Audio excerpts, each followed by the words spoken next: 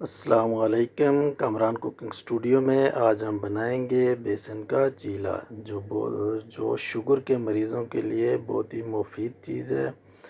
इसमें हम जो भी इंग्रेडिएंट्स इस्तेमाल करेंगे वो मैं आपको साथ साथ बताता जाऊंगा, तो आप भी इसको ट्राई ज़रूर कीजिएगा। तो सबसे पहले हम इसमें कीमा शामिल करेंगे, तो उसको मैंने आज थोड़े से ऑयल में डाल के इसको फ्राई कर लेना है। और इसमें जो मसाला है वो भी सुर्ख मिर्च और नमक शामिल करेंगे और उसके बाद इसको पकने के लिए छोड़ देंगे। फिर हम टमाटर ले लेने हैं और उनको चॉप कर लेना है। उसके बाद प्याज ले लें, उनको भी बारीक बारीक आपने चॉप कर लेना है। तो इसी तरीके से ये छोटी छोटी चीज़ें काटनी है। उसके बाद एक हरी मिर्च ले लें, उसको भी अच्छे तरीके से छोटा छोटा काट लें। तो उसके बाद हमने धनिया लिया है, अच्छे तरीके से धो के उसको भी काट लिया है। और उसके बाद पुदीना लिया है, उसको भी अच्छे तरीके से काट लेना है छोटा छोटा।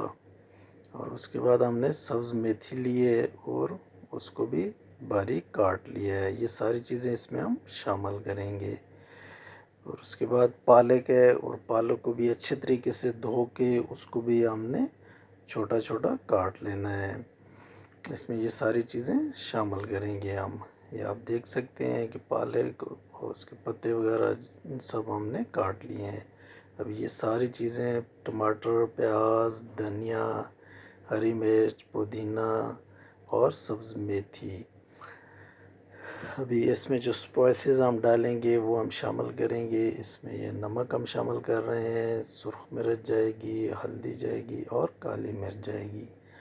ये शुगर के मरीज़ों के लिए मुकम्मल डाइट है, ये आप इस्तेमाल कर सकते हैं। अभी ये थोड़ा सा हम इसमें हींग शामिल कर रहे हैं।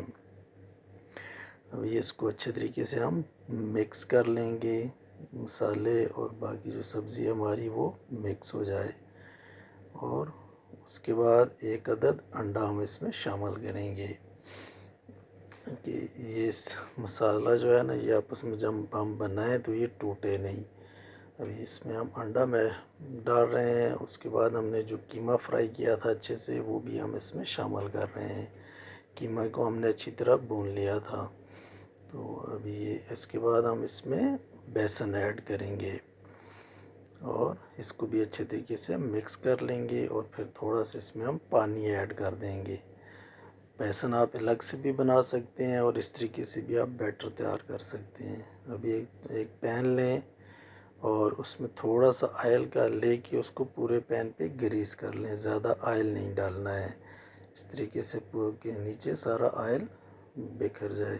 उसके बाद हमने इस पे वो बैटर जो है वो ऐड कर दिया था, उसको अच्छे तरीके से एक साइड से पकाया है। जब हम इसकी साइड पलट देंगे तो फिर इसको थोड़ी देर के लिए ढाँप के रखेंगे। ये भी साइड हमने चेंज कर दी है, तो ये देख सकते हैं आप कि ये टूटा नहीं है, बहुत ही मज़े का तैयार हुआ है।